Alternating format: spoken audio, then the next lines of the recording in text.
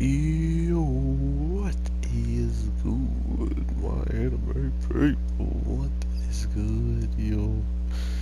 So, we got ourselves some interesting stuff popping off in Fire Force this week. Going, going in and trying to take on these heretics. I don't know. I feel like we definitely are getting a much more clear understanding and clear cut of who can handle themselves while who can't handle, um, the pressure as much as others can. So we're getting decent information. The one thing that was kind of weird this week was definitely, oh girl, just doing her fan service thing that she always continuously has to do, which is pretty lame at this point. I feel like this is one of the most redundant things that they keep showing. Why does it just keep powering on? It's so much in her character that the only way to really know if it's her or not is if she actually falls out of her clothes, even for the girls to know it's her. Like, or maybe it's just Iris is really dumb and couldn't tell that one of them had a man voice and one of them didn't have a man voice to give it away, obviously. So, by her falling out of her clothes like she always does, boom, that's pretty much the end of that. And they're like, oh, that's her.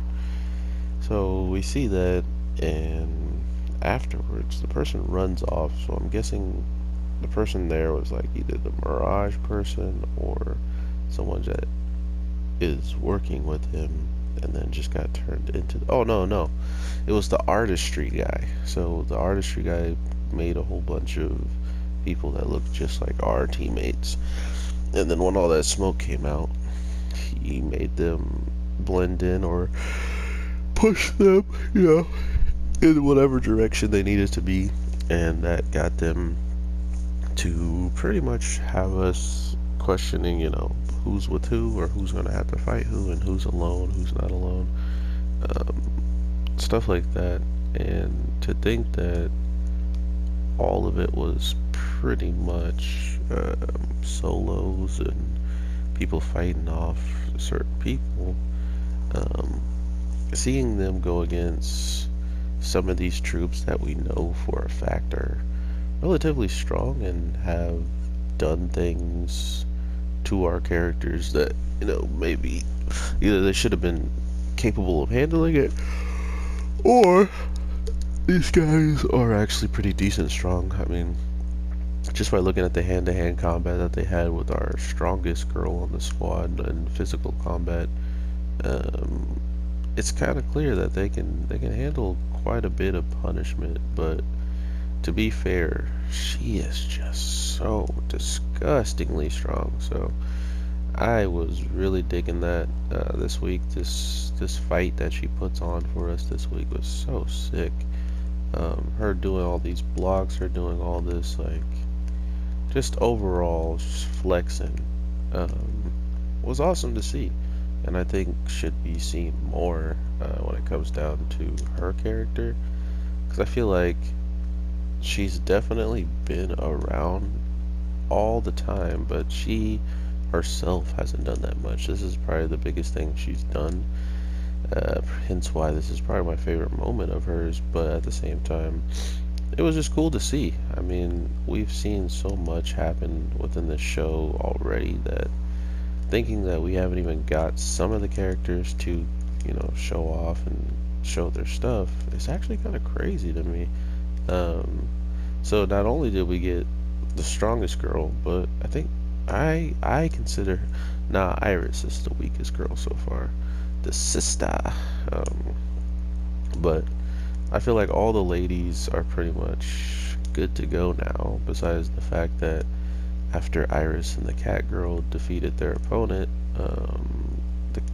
there was like a rat that kind of gave us an indicator that there could be someone else showing up behind them while they were walking. So we'll see what that's all about, if it was someone or if it was just a rat.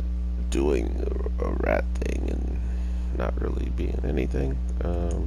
But yeah, with the cat girl getting a little bit of a boost and having her flames reach higher out and her ears point further, that was kind of cool to see her feel like she won't need to be saved all the time anymore. But at the same time, there's people that were at captain level that needed to be saved at some time. So just needing help and asking for help isn't really a bad thing. But in a show where you have to show off your powers and make sure you're not capable of being captured, capable of getting in the way of stuff, it's really hard to be like, oh yeah, please, I'll call out for help when you're supposed to be the help. You're supposed to be the person protecting. So to know that someone is looking out for you to protect you when that's your job, that would be kind of frustrating as a whole. So it was nice to see her power up off of that meeting, because it is something very frustrating to have someone that's better than you, always be better than you, and you've been trying and trying to grow, but to no avail. So that was that. Other than that, though, we don't really get much more besides our ladies showing off this week, and there's nothing bad about that for me, because the strong girl who took out a whole entire group of people by herself relatively easily with just hand-to-hand combat and these new launchers, which after she bopped this guy up like 3 times, Needham elbow punch, she then takes his head and leans it backward so her flying fist with her little sputters fly in and knock that man out. Oh my god. That's the type of stuff that really makes me scared of certain like anime girls or just characters in general. Some of the lengths that they go to during fights is pretty crazy. And I mean, if you were questioning if that dude's alive, you have the right reason to be asking that question. Because I was like, did she just almost kill that dude? Like, point blank, upside down, punch in your mouth by something that's powered by flames and getting boosted to move even faster. Yeah, I think he's close to dead. Like, holy crap, girl. So that was pretty awesome. I really did think that, we're gonna see some hype stuff in here, and we definitely are. I'm just glad it happened a lot quicker than I expected in the case of them actually going somewhere, from us getting the information about where they were and the guy tracking them and whatnot. We actually go somewhere after that, and that's what I'm happy about, that it didn't take 3 episodes just to get to this place in general, and then the 3rd episode we get in there, they stop us in the middle of a fight. They gave us 2 fights, one of them being with the character that supposedly was supposed to, slap and destroy them and not have any really not have really any trouble doing so, but winds up losing to our weakest members in the group pretty much, right? So that's a very bad sign for this group of people who are trying to do what they're doing. If they're losing some people that they actually thought were capable of doing well against these people, this easily, this quickly, what does that say about, the rest of them? What does that say about their team, their overall chances of going further in the world if they can barely take out one squad? Imagine if every single squad showed up at this place. It would have been easy pickings. Not only that, I don't know who we could actually trust when it comes down to them just happening to not all get hit by certain stuff. Like, oh yeah, no, I just happen to have these goggles that help me read body signatures from mirages, so I'm good. Which makes sense. It's like, it's hard to believe him, but at the same time, that's something his character would do at this point in time, or would have already done back when he made those fist weapons out of nowhere. Why wouldn't he have some goggles to help him better differentiate who's real and who's not, you know? So it's like, do you believe them or do you not believe them? Because if you don't believe them, you might just be looking stupid. So we'll see how all this plays out, though. I really want